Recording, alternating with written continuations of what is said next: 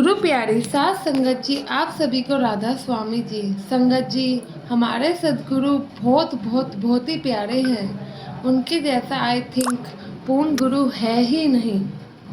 साथ संगत जी, ये साखी सुनने के बाद आपको और ज़्यादा खुशी मिलेगी। जिस संत सतगुरु को हम मानते हैं वह क्या चीज़ है। इससे पहले वीडियो को पूरा ज़रूर देखिएगा और संगत के अपने इस चैनल पर अगर आप पहली बार आए हैं तो सब्सक्राइब करके कमेंट में राधा स्वामी भी ज़रूर लिखे जी। तो संगत जी, यह साखी इस प्रकार है। जब बड़े महाराज जी का समय था तब एक भाई उनका सत्संग भी सुना करता था और बहुत ज़्यादा लगन से सेवा भी किया करता था। लेकिन सब चीज़ों की एक ही उसकी बुरी आदत थी कि वह शराब भी पीता था। इस भाई को अभी तक नामदान नहीं मिला था, तो यह एक दिन इसने विचार बनाया कि क्यों ना मैं सत्संग जाता हूँ तो अब नामदान ले ही लूँ।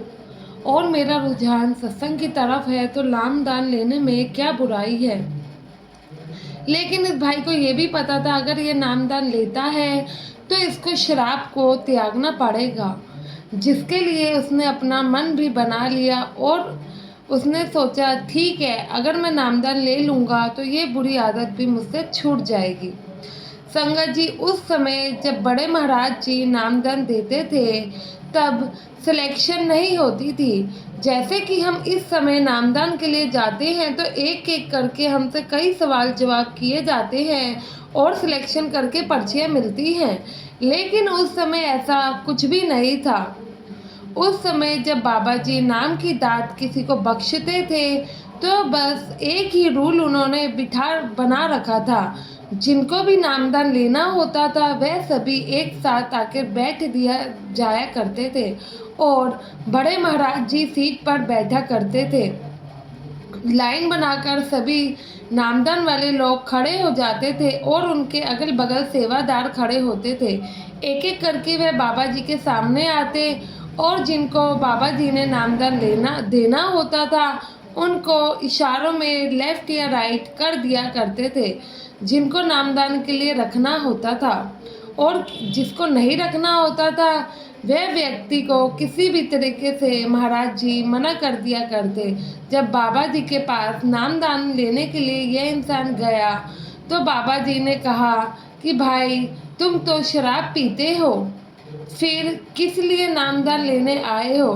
साथ संगत जी, हुआ ये कि जब ये भाई नामदान लेने के लिए जा रहा था तो उससे एक दिन पहले इसने शराब पी थी।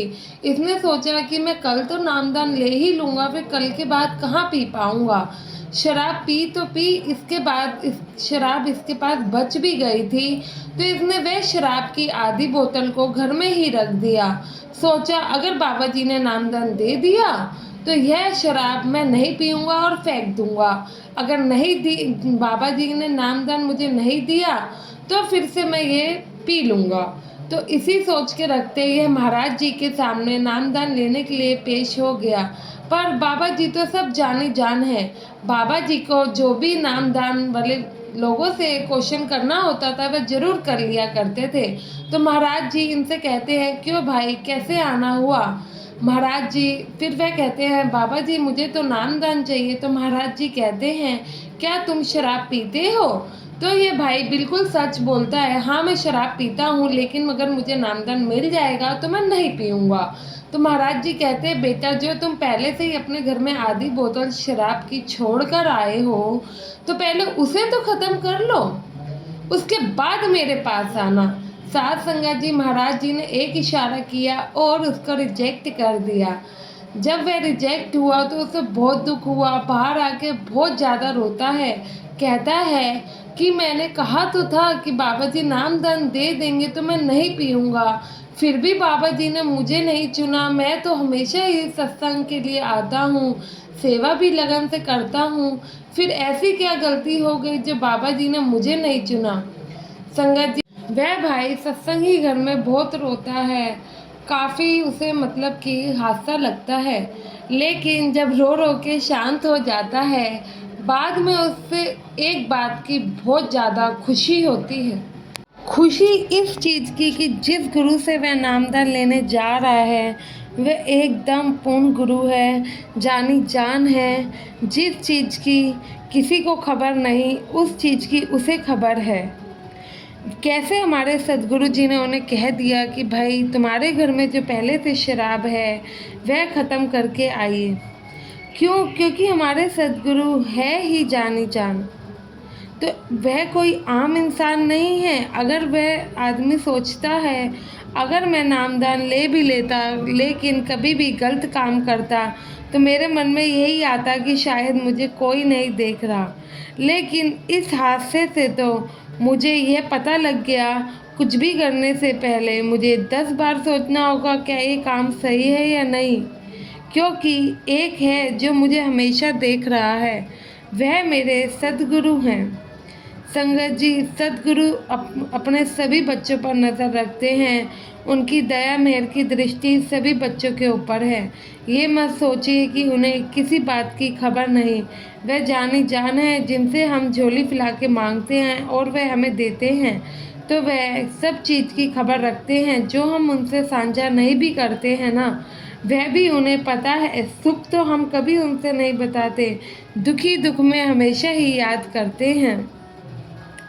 साथ संगत जी, हमारे सद्गुरु हमसे कुछ नहीं चाहते हैं, बस हर पल उनका शुक्राना अदा करते रहिए। नामदान की बख्शिश, नामदान की दात अगर उस सद्गुरु ने आपको बख्श दी है, तो अपने आप को खुशकिस्मत समझिए। उसका पूरा पूरा लाभ उठाइए, नाम का सिमरन करें। हर पल, हर वक्त, हर सुख का, हर दुख का, हर दिन का, हर सांस का उस सद्गुरु को शुक्राना करना कभी मत भूलो। जो दिया है उस सद्गुरु ने दिया है, बस उस पर विश्वास पक्का होना चाहिए। कभी कोई मुश्किल आ भी जाए तो बस ये सोचना कि सद्गुरु जी ने किया है तो कुछ सोच समझ कर ही किया होगा। हम कुछ भी नहीं है जो हम उनसे सवाल करेंगे। क्यों? क्योंकि बाबा जी जानी जान है। उन्हें पता है, हर माँ बाप को पता है कि अपने बच्चों के लिए क्या सही होता है, क्या गलत। दवाई कड़वी ज़रूर होती है, लेकिन शरीर में फ़ायदा भी वही करती है। दुख आ रहा है, कोई परेशानी आ रही है, तो ज़रूर उसके पीछे, मैं गारंटी कहती हूँ, ज़रूर उसके पीछे कोई ना कोई बड़ा रीज़न ज़रूर होगा। क्योंकि कोई भी माँ बाप अपने बच्चों को दुख में नहीं देखता है। तो ऐसे ही हमारे दीन दयाल सतगुरु जी हैं, जो कि अपने बच्चों को कभी परेशान नहीं देख सकते हैं। गुरु की प्यारी साथ संगत जी, चैनल को सब्सक्राइब नहीं किया है तो सब्सक्राइब जरूर करें। आशा है यह घटना के माध्यम से आपका भी विश्वास अपने गुरु के प्रति और बढ़ेगा, और भजन सिमरन को जितना हो सके उतना समय दीजिए। मिलेंगे आपसे अपनी नई घटना के साथ। गुरु की प्यारी साथ संगत जी, आप सभी को राधा स्वामी जी।